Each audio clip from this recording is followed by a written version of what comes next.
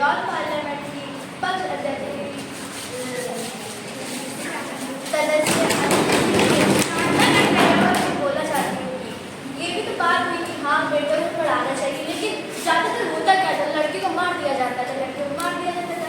तो फिर इसको जिला तरह के फायदे नहीं करते, लड़कियों को देवी के रूप में माना जाता है, लड़कियों को पढ़ने का मौका दिया जाता है।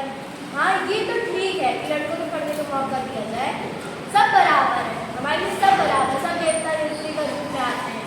लेकिन जो अभी आप लोगों ने कहा कि कब बेटों को भी कहना चाहिए, हाँ बेटों को कहना चाहिए, उनको भी अपनी अपॉर्चुनिटीज देने के लिए फायदा चाहिए, लेकिन लड़कियों को मिलता ही नहीं कुछ करने का। कुछ विद्यालयों में कक्षाओं में ये कहा जाता है कि जो लड़के होते हैं वो ज़्यादा सब कर लेते हैं, तुम लड़कियों ऐसा मत करो वैसा मत करो। ये कोई बात होती है? बोलिए, लड़के को भी अपने आप को दिखाने का मौका देना चाहिए। माना कि कुछ लड़कियां ऐसी होती हैं कि जिनको मौका दिया जाता है, पर बाकी सब लड़कियों को क्या होगा बताइए आप, बाकी सब लड़कियों को क्या होगा? हाँ, जैसे कि मेरे पक्ष की सदस्य अदिति सिंह ने कहा कि बेटियों को आवाज़ उठाने का मौका नहीं दिया जाता है, तो क्या बेटियां खुद के लिए नहीं लड़ सकती हैं?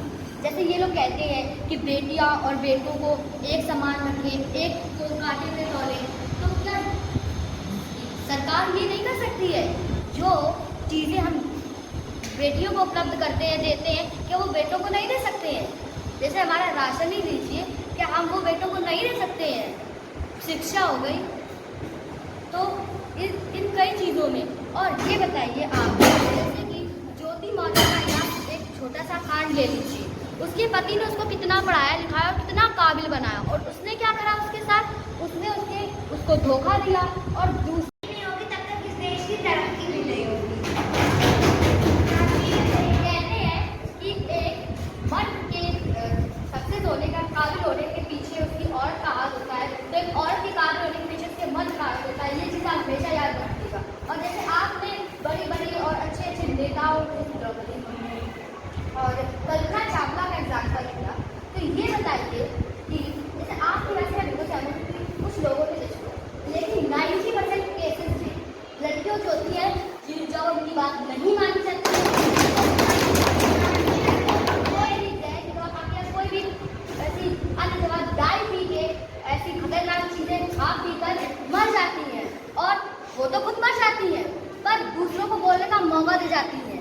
हाँ, और शिक्षित होने की बात है, मैं आपकी शिक्षित होने की बात से बिल्कुल सहमत हूँ, लेकिन उस शिक्षा का दुरुपयोग क्यों करें? उस शिक्षा का उपयोग करें ना। और कहते हैं कि बेटी बचाओ बेटी पढ़ाओ, हम आपसे ये कहना चाहते हैं कि शिक्षा का नजदीक है, क्या ये बात नहीं कि लड़की को मदद नहीं कर सकती? वो भी कर सकती है, जैसे लड़के करते हैं, वो उनको भी तो करने का हक दिया जाता है, वो तो कर सकती है ना। अपनी शिक्षा का उपयोग करते हैं, उनको कोई प्रॉब्लम होगी तभी करती होंगी। बाकी सब अगर उनके पेरेंट्स के बारे में देखा जाए, उनकी फैमिली के बारे में देखा जाए, उनकी फैमिली की कोई प्रॉब्लम होगी तभी तो वो करती होगी, उनकी पैसे भी चाहिए रहेगी, और ऐसे कुछ होगा उनकी भाई बहन की पढ़ाई भी चाहिए रही होगी। अगर कोई लड़की किसी भी लड़के से अगर बात करती है, अगर वो बोलता है कि मैं तुमसे बात करना नहीं चाहता हूँ या मैं तुमसे बात करूँगा नहीं, तो वो उसको ब्लैकमेल भी करती है। आपको बात पता है ना? अभी जैसा आपने कहा ये सब है, वैसे एक केस हुआ था कि जो लड़का है उसने अपनी लड़की को छोटी मोटी बातों में फंसा के उसके टुकड़े टुकड़े करके उसको कुकर में पका के उसको कुत्तों को खिला दिया है। चल उसको भी तो फंसा रहा, बताइए आपका इसमें क्या कहना है? भारत जानता है कि 90% जो लड़के होते हैं वो लड़कियों को धोखा देते हैं। इस पे आप क्या कहना चाहेंगे? ये बात तो सभी जानते हैं। कुछ लड़कियां भी होती हैं जो लड़कों को धोखा देती हैं, ये भी आपको पता ही होगा। तो वो लड़कियों की खुद की गलती होती है, पर इस पे हम लोग शिक्षा को तो कुछ नहीं बोल सकते ना कि लड़कियों को पढ़ाया ना जाए, लड़कियों को घर से बाहर ना भेजा जाए, लड़कियों को बाहर खेलने के ना भेजा जाए। इस पे तो हम लोग कोई विचार नहीं कर सकते। आपने बोला कि लड़कियों को बाहर ना भेजे, और उसने कहा नहीं शिक्षा जरूरी है, और वो अपनी बात मानती है ना कि लड़कियों को पढ़ाना चाहिए, जरूर पढ़ानी चाहिए, पर वो जब वो पढ़ती है उस चीज़ के लिए जिद करती है, या तो फिर वो बहुत ज़्यादा अपनी फैमिली को ब्लैकमेल करती है।